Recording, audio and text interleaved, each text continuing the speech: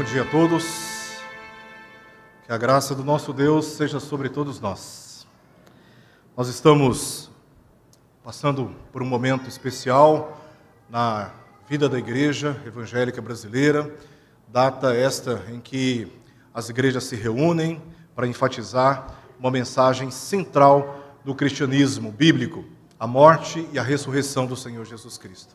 Pensando nisso, a nossa Escola Bíblica Dominical previu no seu calendário letivo que hoje não teríamos a separação das classes.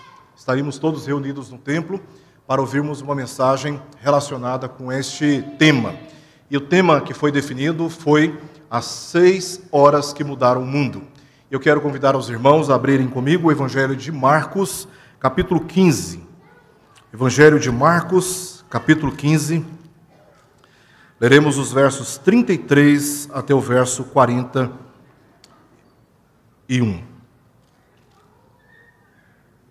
Evangelho de Marcos, capítulo 15, versos 33 ao verso 41.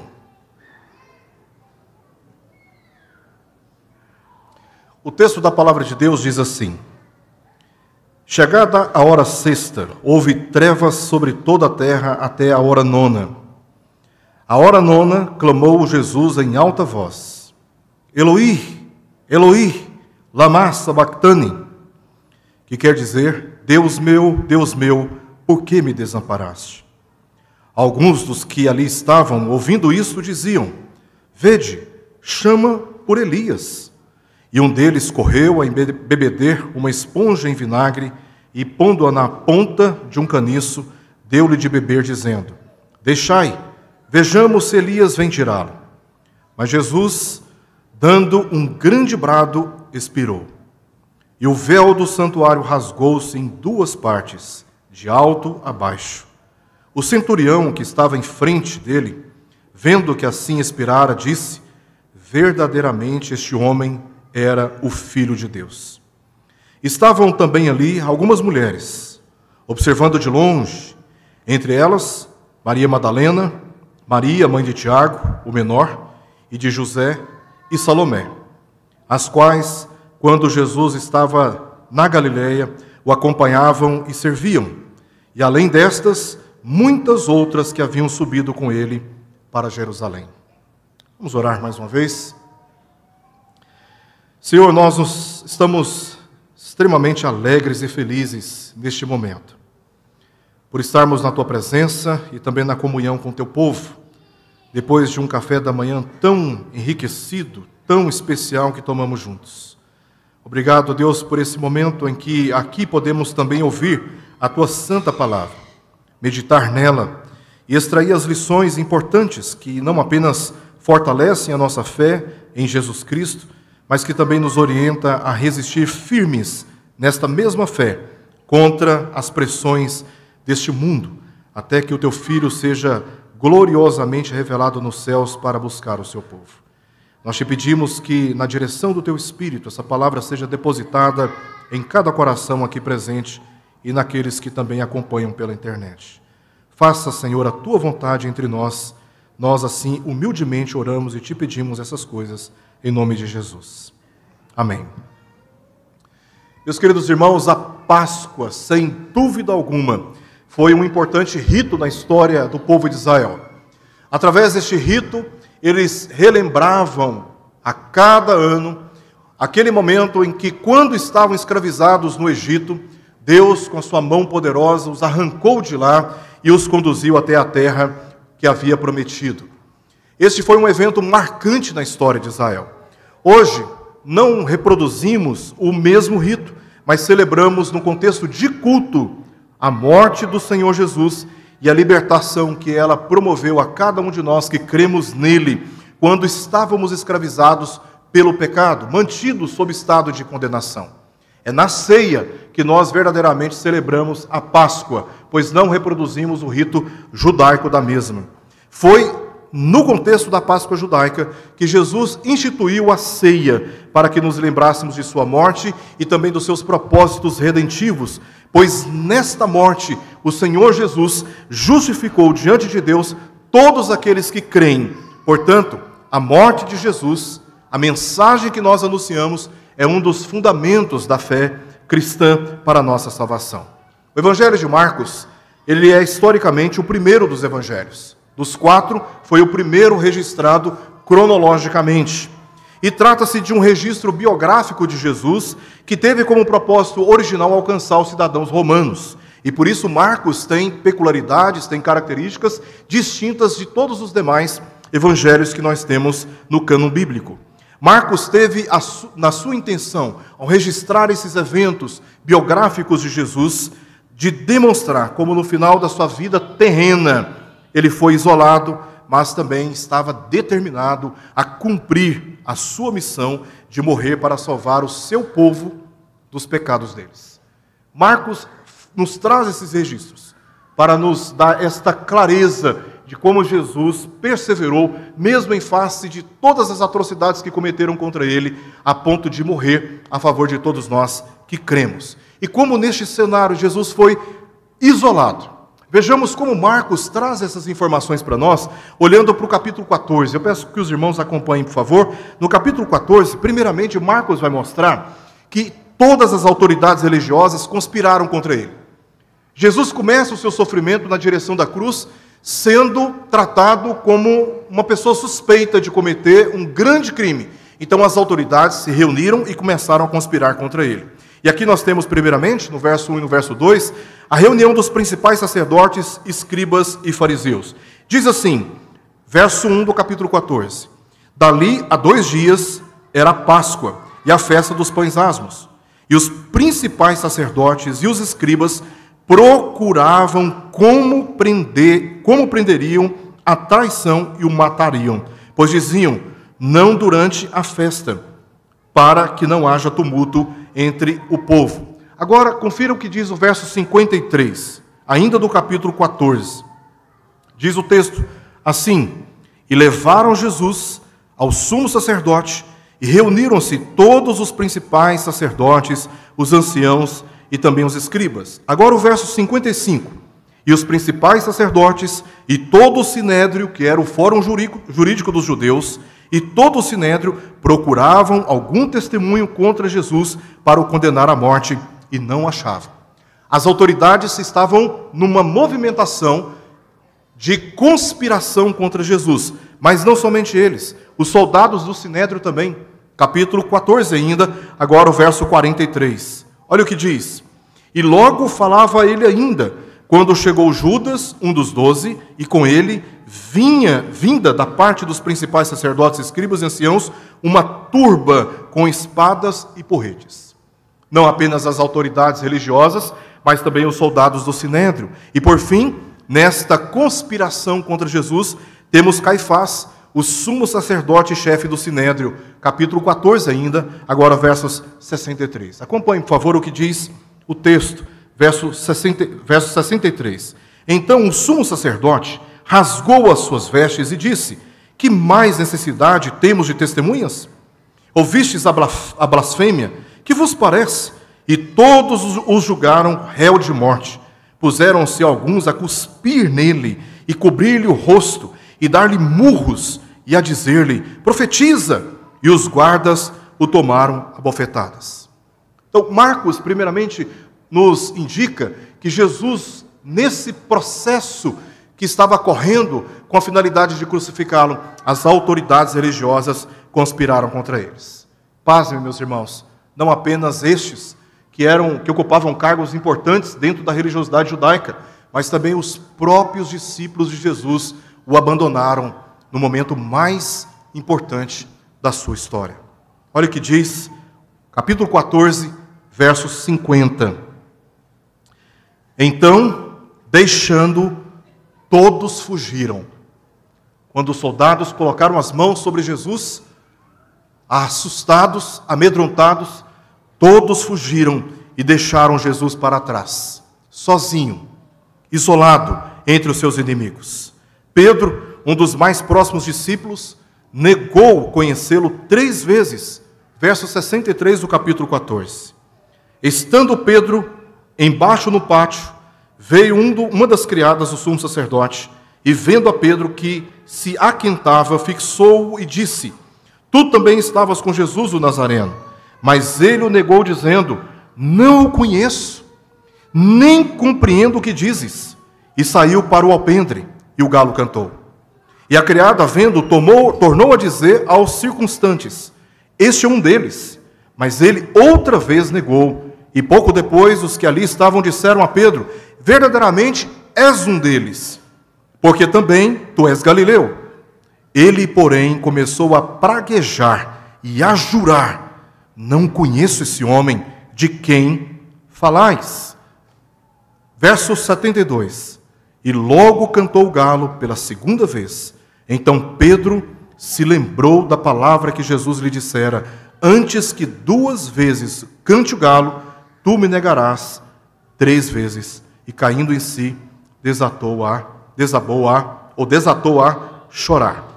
Veja, irmãos, as autoridades religiosas estavam isolando Jesus. Os seus discípulos também o abandonaram. E as autoridades políticas também participaram desse isolamento de Jesus. É o que nós lemos nos versos 14 e 15, do capítulo 15 agora. Capítulo 15, versos 14 e 15. Nós lemos que Pilatos, o governador da Judéia, ou o prefeito, uma outra versão, ele simplesmente reconheceu a sua inocência, mas mesmo assim abandonou Jesus. Capítulo 15, versos 14 e 15. Mas Pilatos lhes disse: Que mal fez ele? E eles gritavam cada vez mais: Crucifica-o! Então Pilatos, querendo contentar a multidão, soltou-lhes Barrabás, e após mandar açoitar a Jesus, entregou-o para ser crucificado. Já que estava havendo uma conspiração entre as autoridades religiosas, uma conspiração injusta, e os discípulos haviam abandonado, você volta os olhares para a justiça e espera que a justiça ela seja rigorosa no cumprimento do seu dever. Mas neste momento, para acalmar as multidões, Pilatos comete uma outra injustiça: entregar Jesus para ser sacrificado. E os soldados romanos então tiveram autoridade para humilhar Jesus. Ainda no capítulo 15, verso 16 ao verso 20, nós lemos: Então os soldados o levaram para dentro do palácio, que é o pretório, e reuniram todo o destacamento. Vestiram-no de púrpura e, tecendo uma coroa de espinhos, lhe a puseram na cabeça. E o saudavam, dizendo: Salve, Rei dos Judeus! Davam-lhe na cabeça com um caniço, cuspiam nele, e, pondo-se de joelhos, o adoravam, num escárnio completo diante de Jesus. Verso 20. Depois de o terem escarnecido, despiram-lhe a púrpura e o vestiram com as suas próprias vestes. Então conduziram Jesus para fora, com o fim de o crucificarem. Assim, Jesus, isolado dos seus discípulos, enfrentando sozinho as impiedosas autoridades religiosas e políticas e a multidão enfurecida, foi levado para ser crucificado sob falsa acusação de blasfêmia e traição a Roma. Acusações falsas que foram resultado de toda essa conspiração contra o Filho de Deus. Exatamente neste contexto de isolamento, de crueldades e de injustiças que Marcos registra as 6 horas em que Jesus permaneceu crucificado. É o que nós lemos no verso 25, diz: era a hora terceira quando o crucificaram. Era a hora terceira quando o crucificaram, ou seja, 9 horas da manhã. E aí, no verso 34, nós lemos: a hora 9, clamou Jesus em alta voz. Então, esse é o momento em que Jesus expira. Então, você conta, são 6 horas em que Jesus permaneceu crucificado, consumando, por fim, a sua expiação. E notamos, neste texto que nós lemos, 7 eventos, durante essas 6 horas em que Jesus permaneceu crucificado, 7 eventos em que Marcos aponta questões muito importantes para a nossa fé. Marcos nos mostra, primeiramente, os sofrimentos que Jesus passou. E aí ele traz aqui o registro das trevas que cobriram a terra, o desconsolo de Deus e a zombaria. Depois o seu brado de vitória e, por fim, os 3 primeiros testemunhos que Marcos registra em face da morte de Jesus, dos versos 38 ao verso 41. Então vamos ver primeiramente os sofrimentos que Jesus passou quando estava crucificado. Já vimos que antes, como Jesus, ele foi submetido a muitos sofrimentos. Mas nesse tempo em que ele permaneceu na cruz, durante 6 horas, quais foram os sofrimentos que Jesus passou segundo o registro de Marcos? O primeiro está no verso 33, quando Marcos diz que, chegada a hora sexta, houve trevas sobre toda a terra até a hora 9. Marcos registra que Jesus ficou na cruz durante 6 horas, das 9 horas da manhã, hora terceira, até as 15 horas, a hora 9, conforme lemos aqui no verso 34. Esse foi o período em que houve trevas, durante 3 horas, houve trevas sobre a terra. Diz o texto, chegada a hora sexta.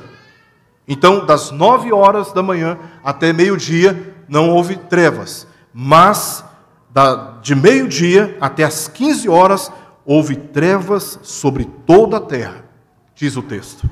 Elas chegaram no momento em que o sol apresentava o seu mais forte brilho, momento mais brilhante do sol, evidenciando aqui uma anormalidade da natureza por uma intervenção divina, por uma ação sobrenatural de Deus.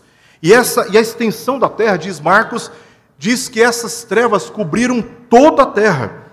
Se o lado da terra que recebia a luz do sol foi escurecida, toda ela ficou em trevas, porque o sol não direciona, não destina a sua luz sobre toda a terra, apenas de um lado da terra. Então, o lado da terra que estava sendo iluminada pela luz do sol foi coberta pelas trevas, então a terra inteira experimentou trevas, assim como está escrito. E isso nos lembra do juízo que Deus imputou contra os egípcios, a 9ª praga, conforme lemos em Êxodo capítulo 10, que antecipou o mais severo juízo de Deus contra os egípcios, a morte dos primogênitos. Esse foi um momento em que marca ou antecipa o mais terrível, ou a mais terrível punição da parte de Deus contra os egípcios, quando os primogênitos morreram, conforme lemos em Êxodo capítulo 11, verso 1 ao verso 10. E o propósito, nós já temos aqui, nos registros de Marcos, o período, foram de 3 horas, a extensão sobre toda a terra, e o propósito dessas trevas. Essas trevas, elas representam a separação de Deus por causa do pecado do homem. Por isso a terra foi coberta de densas trevas.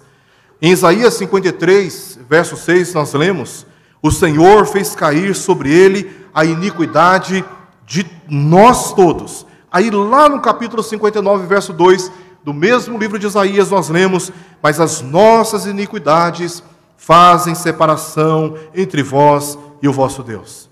E os vossos pecados encobrem o seu rosto de vós, para que vos não ouça. Então, durante essas horas em que Jesus esteve crucificado, em que a terra foi coberta de densas trevas, Jesus experimentou os mais terríveis sofrimentos.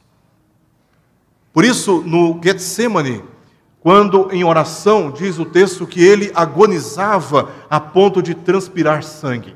Não era certamente pelas torturas físicas, nem pelos insultos emocionais contra ele, mas exatamente por esse momento de trevas, quando ele perceberia o Pai o desamparando na cruz. Ele estava só, passando pela mais terrível agonia, sendo ele Deus, porque estava carregando sobre os seus ombros os meus pecados e os seus pecados. Então, o primeiro sofrimento que Jesus passa naquela cruz, segundo o registro de Marcos, são estas trevas que cobrem toda a terra. E na sequência, vem, no verso 34, um outro sofrimento que ele experimenta naquela cruz durante essas horas. É o desconsolo de Deus. O pior sofrimento experimentado por Jesus, como eu disse, não foi um sofrimento físico, mas espiritual. E isso ficou evidente, porque é aqui que nós encontramos a única queixa de Jesus sob a pressão da crucificação. É o único momento em que nós encontramos Jesus se queixando por tudo o que ele estava sofrendo. Quando cobriram o seu rosto, bateram contra a sua cabeça com um caniço, quando o despiram e se ajoelharam diante dele, um insultando, escarnecendo dele, quando colocaram uma coroa de espinhos sobre a sua cabeça, quando o acusaram falsamente, quando foi tratado com conspiração pelas autoridades religiosas e abandonado pelos seus discípulos, Jesus não se queixou. Ele não abriu a sua boca. Mas aqui, na crucificação, quando as trevas cobrem toda a terra, nós encontramos a queixa de Jesus. A primeira queixa e única. Esse foi o momento em que ele declara a sua queixa. Foi na hora nona. Então Marcos registra que esta queixa, no momento de profundo sofrimento, aconteceu no final do período das trevas que sobrenaturalmente cobriram a terra. E a queixa foi: clamou Jesus em alta voz: Eloi, Eloi, lama sabachthani, que quer dizer: Deus meu, por que me desamparaste? Ou uma outra tradução possível: por que me deixaste? Por que me abandonaste? É isso que nós lemos na profecia do Salmo 22, verso 1 ao verso 2. Esse foi o momento que, na perspectiva de Jesus, o Pai o havia deixado. Sozinho, ele experimentou os piores horrores em nosso lugar na cruz e percebeu o quanto estávamos afastados dos propósitos de Deus. Jesus experimentou aquilo que nós já estávamos experimentando. Esta separação da comunhão com o Pai. E ele experimentou isso na cruz. O último registro de sofrimento que nós encontramos no registro de Marcos aqui, está nos versos 35 ao verso 36. Jesus, ele não apenas experimentou o sofrimento da separação de Deus pelas trevas que cobriram a terra, o seu desconsolo da parte de Deus, se vendo sozinho e deixado pelo Pai, mas ele também estava sendo insultado, é o que nós lemos nos versos 35 e verso 36. Ao ouvirem isso, alguns dos romanos, quando Jesus se queixa, Eloi, Eloi, lama sabachthani, então os romanos, quando ouviram isto, estavam compreendendo de uma forma equivocada tudo o que Jesus estava dizendo. Então, Marcos, ele teve a necessidade de trazer aqui uma tradução no seu registro, porque Jesus, ele se expressa em aramaico, Eloi, Eloi, lama sabachthani. Mas como ele estava escrevendo para cidadãos romanos, isso não estava poderia não fazer sentido para eles, como não fez para aqueles que estavam ali próximos no momento da crucificação, quanto aos romanos. Então ele traz a tradução, que quer dizer, Marcos já está explicando o significado desta expressão. Ele está trazendo a tradução que quer dizer: Deus meu, por que me deixaste? Ou por que me desamparaste? Marcos, considerando então seus destinatários, considerou também a necessidade desta tradução, porque eles confundiram aquilo que eles ouviram, confundindo Eloi, que é aramaico, com Elias, que é uma versão hebraica, ou um entendimento da língua hebraica. Então Jesus estava dizendo Eloi, Eloi, e eles estavam entendendo, os que estavam em volta, que Jesus estava clamando por Elias. É simples, irmãos, está claro como diz aí no final do verso 35, vede, chama por Elias. Ou seja, há uma confusão aqui de entendimento. Jesus estava clamando pelo Deus Pai, mas os que estavam em volta estavam achando que ele estava clamando por Elias, porque eles não entenderam o que Jesus estava falando em aramaico. Então, qual é o olhar que nós temos deste cenário? Elias vem tirá-lo. É o que eles dizem no verso 36, no final do verso 36, vejamos se Elias vem tirá-lo. Já que ele está clamando por Elias, eles aumentaram o sofrimento de Jesus na cruz para provar se realmente Elias desceria ali para socorrer Jesus naquele clamor. Então, este comentário demonstrou tanto a zombaria, quanto também a ignorância dos que estavam em volta no momento da crucificação. A ignorância daquilo que estava acontecendo. Elias, ele foi um profeta, e estava sendo confundido com Deus, chamado de Eloi, em aramaico. Então eles, como diz o próprio texto, no verso 36, quando eles ouviram Jesus se queixando e clamando na cruz, diz que um deles correu a embebedecer uma esponja em vinagre, e pondo-a na ponta de um caniço, deu-lhe de beber. Lá em João, capítulo 19, verso 28, lemos que neste momento Jesus disse que estava com sede. Ele estava sedento. Provavelmente Jesus estava sem beber qualquer líquido por 16 horas, desde o momento em que ele foi preso ilegalmente no dia anterior, até esse último momento, momento da sua expiração. Então, um dos soldados que estava próximo, para se cumprir aquilo que estava predito no Salmo 69, verso 21, colocou-o em uma esponja vinagre e lhe deu, zombando da sua necessidade. Estavam zombando. Como eu disse, eles aumentaram o sofrimento de Jesus. Nós vimos no texto da nossa liturgia que no primeiro momento eles misturaram vinho com mirra, com uma essência aromática, e tentaram dar para Jesus beber e ele se negou. Agora o que eles fazem é colocar vinagre na ponta de um caniço e dar para Jesus beber, e dizendo: vamos ver se Elias agora vem te buscar, vamos ver se Elias agora vem te socorrer. Estavam zombando de Jesus, estavam zombando. Então os sofrimentos de Jesus, durante essas horas em que esteve crucificado na cruz, traz aqui esses 3 registros nas palavras de Marcos: as trevas que cobriram a terra, o desconsolo de Deus e a zombaria que ele foi submetido. Exatamente nesse momento, meus irmãos, nós temos um outro registro do que acontece nessas horas. É que nesse momento Jesus dá um brado de vitória, verso 37. Mas Jesus, dando um grande brado, expirou. Depois do registro desses 3 profundos sofrimentos em que Jesus foi submetido, Jesus dá esse brado de vitória. Está consumado. Está consumado. Nós lemos em João capítulo 19, verso 30, um texto que está em paralelo com esse de Marcos, descrevendo os momentos finais da vida de Jesus na cruz, em que Jesus, segundo o registro do evangelista João, quando, pois, Jesus tomou o vinagre, disse: está consumado, e inclinando a cabeça, rendeu o espírito. Jesus, ele não morreu agonizante como os outros crucificados. Lemos em Lucas 23, verso 46, que o brado de Jesus ele foi dirigido a Deus, porque Jesus disse, segundo o texto de Lucas: Pai, nas tuas mãos entrego o meu espírito. E dito isto, expirou. Então Marcos diz que ele deu um brado, ele soltou esse grande brado. João vai dizer que Jesus, vai acrescentar que Jesus disse, como conteúdo desse brado, está consumado. E Lucas está dizendo que Jesus, no final, está dizendo para o Pai: em tuas mãos entrego o meu espírito. Ele espontaneamente entregou o seu espírito ao Pai por nós. Na cruz, Jesus obedeceu o Pai perfeitamente.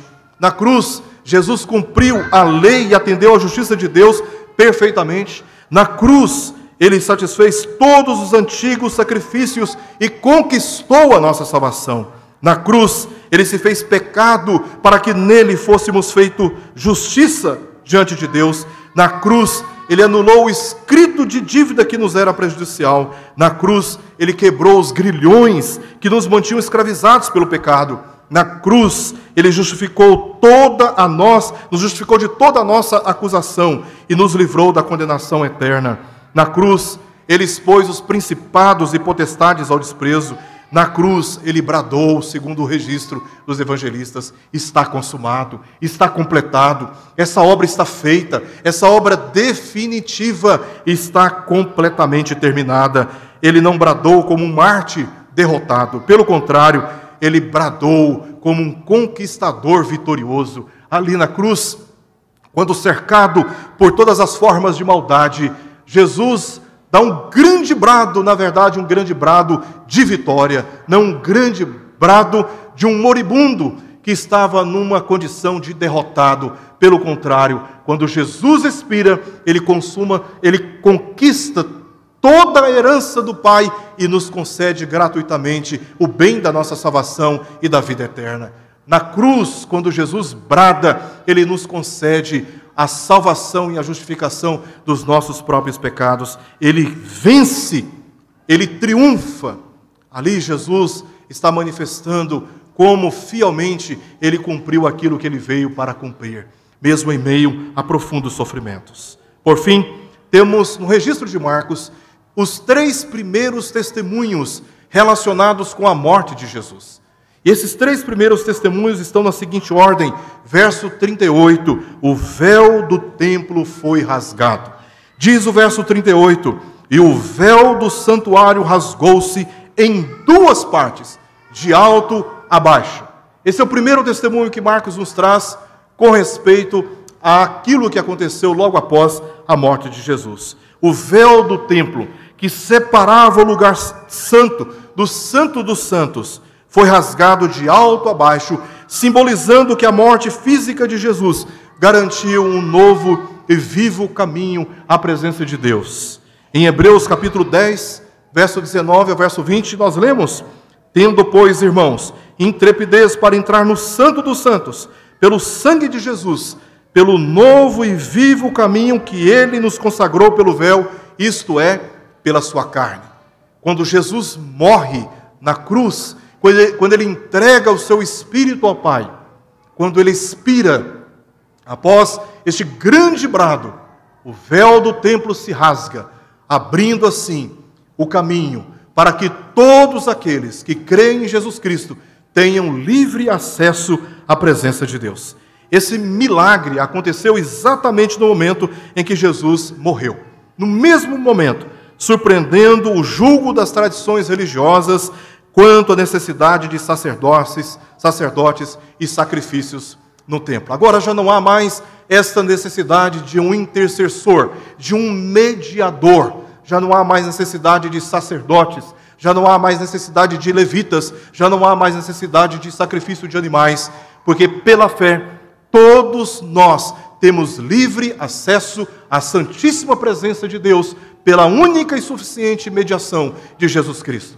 E podemos falar com Deus, e Ele ouve a nossa voz, não por qualquer mérito da nossa parte, mas porque Jesus venceu, triunfou na cruz, cumprindo cabalmente a justiça de Deus em nosso lugar. Agora, pela fé em Jesus, todos podem desfrutar da presença de Deus, orar e serem ouvidos, pedir e serem perdoados, adorar em espírito e em verdade, independente do lugar. Independente do lugar. Todos nós temos como privilégio conquistado por Jesus esse livre acesso à presença do Senhor. E Marcos traz como primeiro testemunho da morte de Jesus é este chamado sacerdócio universal de todos os santos. Todos nós temos agora livre acesso à presença de Deus. O segundo testemunho que ele nos dá, relacionado à morte de Jesus, está no verso 39. A confissão do centurião. Olha o que diz o verso 39. O centurião que estava em frente dele, vendo que assim expirara, disse: verdadeiramente este homem era o Filho de Deus. Por escrever para um público romano, Marcos fez questão de destacar que entre os guardas que faziam a proteção do local, e nós vemos isso em Mateus capítulo 27, verso 54, não estava apenas o centurião ali, havia toda uma guarnição em torno da cruz, fazendo como que um cerco e protegendo aquele local, porque Jesus era um líder popular, um líder respeitado por muita gente. Por meio de Jesus, muitas pessoas receberam milagres e palavras sábias. Então foi necessário, diante da popularidade de Jesus, apesar de todas as acusações feitas contra ele, mas no ambiente fechado do Sinédrio, Jesus, então, ele é cercado por essa guarda romana. Mas Marcos, aqui no seu evangelho, diz que este centurião, que era um militar romano responsável por 100 homens, deu um forte testemunho. Ele não era adepto do cristianismo, ele não era uma pessoa que andou nos passos de Cristo, ele era e estava ali para participar de todas aquelas atrocidades contra o Filho de Deus, mas ele dá um testemunho importantíssimo aqui na história. Para ele, essa afirmação, verdadeiramente este homem era o Filho de Deus, parece ter sido uma reação de assombro por tudo o que ocorreu naquela hora. Vamos relembrar, né? Os céus se escurecendo no momento que ele deveria estar brilhando, o sol deveria estar brilhando mais forte. Aquele momento em que o véu do templo se rasga de alto a baixo, mortos saem dos sepulcros e entram na cidade de Jerusalém. Terremoto aconteceu. Tudo o que estava acontecendo em torno da crucificação de Jesus certamente chamou a atenção de muitos, e talvez este centurião ele estava reagindo com assombro diante de toda a convulsão da natureza e da sociedade em face da morte de Jesus, e ele mesmo é quem diz: verdadeiramente este homem era o Filho de Deus. Em Marcos capítulo 23, verso 47, o registro dessa confissão foi: verdadeiramente este homem era justo. Esta é a perspectiva do evangelista Lucas no capítulo 23, verso 47. Verdadeiramente este homem era justo. O termo usado aqui no grego é dikaios, que poderia ter sido traduzido, obviamente, por justo, mas também poderia ser traduzido por inocente. Ou seja, o sentido aqui da frase é exatamente este: verdadeiramente este homem era inocente ou justo. Ao afirmar que Jesus, o Filho de Deus, era justo, ele afirmou que era inocente, semelhante ao que um dos malfeitores crucificados ao lado de Jesus disse: recebemos o castigo que os nossos atos merecem, mas este nenhum mal fez. Lucas 23, 41. Até mesmo um dos crucificados ao lado de Jesus reconheceu a sua inocência. O testemunho desse centurião romano foi muito importante, pois foi um dos que participaram da prisão, da humilhação e da crucificação de Jesus. Então nós temos um testemunho: o véu do templo foi rasgado, abrindo ou consagrando um novo e vivo caminho à presença do Pai. O segundo testemunho foi a confissão desse centurião. O terceiro e último testemunho que Marcos nos dá, logo após a morte de Jesus na cruz, no final dessas 6 horas em que ele permaneceu crucificado, foi a presença de mulheres. Diz o verso 40 e verso 41. Estavam também ali algumas mulheres, observando de longe, entre elas Maria Madalena, Maria, mãe de Tiago, o menor, e de José, e Salomé, as quais, quando Jesus estava na Galileia, o acompanhavam e serviam, e além destas, muitas outras que haviam subido com ele para Jerusalém. Aqui Marcos faz questão de registrar a presença de muitas mulheres na cena da crucificação. Por que ele faz isto? Por que Marcos considerou tão importante, em face de tantos outros eventos que ele poderia trazer como registro, ele preferiu, ele escolheu intencionalmente trazer o registro da presença dessas mulheres? Dentre elas, foram destacadas Maria Madalena, Maria, mãe de Tiago e José, e a tia de Jesus, chamada Salomé. No Evangelho de João, outra recebeu destaque: Maria, mãe de Jesus. Isso está registrado em João capítulo 19, verso 25. Então, essas mulheres estavam presentes. A descrição dada para todas elas é que elas acompanhavam Jesus e também o serviam. Aqui mesmo, em um ambiente hostil, quando, com exceção de João, que estava presente, um dos seus discípulos nesse momento, todos os demais discípulos estavam ausentes. Contudo, essas mulheres, quebrando os paradigmas culturais, foram corajosas e o acompanharam até a sua morte. Elas acompanharam todo aquele cortejo até o momento da crucificação, mostrando a sua ousadia, a sua coragem. Elas não fugiram como os discípulos fugiram, elas permaneceram junto com Jesus até o momento em que ele expirou.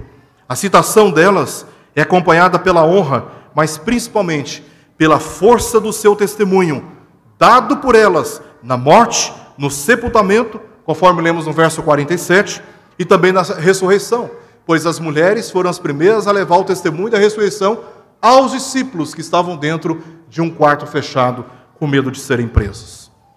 O registro dessa presença das mulheres aqui resgata, para contrariar aqueles que pensam que o cristianismo bíblico ele é machista. O registro que Marcos nos traz mostra a dignidade dessas mulheres e a força que elas têm na história do cristianismo. Elas acompanhavam Jesus, serviam Jesus E no momento quando Jesus estava sendo isolado por tantas maldades, elas permaneceram presentes e por terem participado visualmente de tudo o que aconteceu naquelas horas de crucificação, foram, portanto, as primeiras testemunhas que a palavra de Deus registra.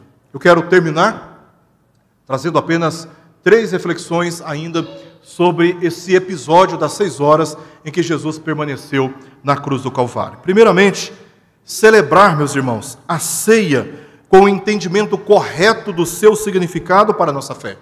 Nunca deveríamos participar da ceia sem contemplar, sem refletir sobre o seu verdadeiro significado. Paulo chega a dizer que nós não podemos tomar do pão sem discernir o corpo. E quando você analisa o contexto do capítulo 11 de 1 Coríntios, Paulo não está falando do corpo da igreja, ou da reunião dos crentes. Paulo está se referindo sobre aquilo que o pão, segundo a declaração do próprio Jesus, significa. O seu corpo crucificado para a nossa justiça. Então, é muito importante, ao participarmos da ceia, considerar o seu significado e jamais tomar do pão sem o entendimento correto daquilo que o pão significa no momento da celebração da ceia. O apóstolo Paulo disse em 1 Coríntios 11, 26, porque todas as vezes que comerdes este pão e beberdes o cálice, anunciais a morte do Senhor até que Ele venha. Este anúncio não é um anúncio pessimista ou sombrio. Falar sobre morte no momento de culto, no momento de celebração, o que morte tem a ver com festa? Parece, numa visão superficial, que ao anunciar a morte de Jesus na cruz, estamos tratando de modo pessimista ou sombrio a nossa fé. Mas não, meus irmãos, nós estamos aqui tratando de algo extremamente importante, porque a morte de Jesus, como já vimos, representa a nossa vitória e se refere ao ato redentor de Cristo, que terá a sua culminância no seu glorioso retorno a este mundo. Anunciais a morte do Senhor até que Ele venha. Nós estamos anunciando o ato redentor de Jesus até a sua culminância, quando Ele gloriosamente se manifestar para buscar o seu povo. Nesse dia, a presença do pecado e os seus efeitos serão completamente retirados do nosso corpo físico e experimentaremos um gozo perene na presença de Deus. Por quê? Porque Jesus morreu. Então, ao participarmos da ceia, ao tomarmos o pão, devemos sim, não apenas nos lembrar, devemos também confessar a nossa vitória, porque com Cristo morremos, mas também com Ele viveremos. Em segundo lugar, todos nós somos chamados a crer que Jesus morreu em nosso lugar para a justificação. É extremamente importante que todos nós, no momento como este, em que a Igreja Evangélica Brasileira se reúne para destacar a mensagem da Páscoa, que nos esqueçamos, que abandonemos de forma convicta qualquer significado da morte de Jesus com o coelhinho da Páscoa, com um chocolate ou com um dia de descanso chamado feriado. A Páscoa está totalmente distante, o seu real significado, daquilo que a sociedade pagã se refere à Páscoa. A Páscoa diz respeito ao Senhor Jesus Cristo e a sua morte expiatória no lugar de pecadores como eu e você. A Páscoa diz respeito à nossa justificação pela morte de Jesus. Este é o real significado da Páscoa. E é bom que nós nos lembremos disso todas as vezes que nos reunimos para tomar o pão e o cálice, aproveitando inclusive esse momento do feriado para nos lembrar desta verdade que jamais pode ser abafada por um paganismo idólatra e rebelde na presença de Deus. Em último lugar, reconhecer com ações de graças o grande amor de Deus provado pela morte expiatória do seu Filho. Todos esses sofrimentos que Jesus passou na cruz do Calvário foram uma demonstração universal para as gerações futuras, inclusive, de que Deus muito nos amou. Foi a maior prova do amor de Deus a favor de cada um de nós. E reconhecer aquilo que Deus fez na cruz do Calvário é um dever de todos nós que professamos fé em Jesus Cristo. Paulo disse em Romanos 5,8, mas Deus prova o seu próprio amor para conosco, pelo fato de ter Cristo morrido por nós, sendo nós ainda pecadores. Quando Jesus estava pendurado no madeiro, ensanguentado, bradando em grande voz, ali Deus estava revelando o seu amor por mim e por você. E a vida cristã, a despeito de todos os sofrimentos que estamos sujeitos, enfermidades, desempregos, confusões familiares, nunca pode ser comprometida na sua base, no seu fundamento de fé, que é ter um coração grato diante de Deus, porque Jesus passou por sofrimentos incomparáveis a qualquer sofrimento que possamos experimentar nessa vida, provando o amor de Deus por cada um de nós. E nos dirigir a Ele com ações de graças faz parte do nosso dever como igreja, porque podemos perder emprego, saúde, relacionamentos importantes. Podemos derramar as nossas lágrimas em meio às angústias e aflições que a vida muitas vezes nos impõe e nós não temos nada para impedir que essas coisas aconteçam conosco. Nada pode nos separar do amor de Deus que está em Cristo Jesus, o nosso Senhor. Por isso, nos colocamos de pé e ofereçamos a Ele as nossas ações de graças, porque Jesus morreu, e porque Jesus morreu, nós também com Ele morremos, e assim fomos justificados diante de Deus. E um dia estaremos na presença do Senhor e viveremos eternamente em pleno gozo na presença daquele que tanto nos amou, o qual é digno de receber todo o louvor e toda a adoração do seu povo. Oremos.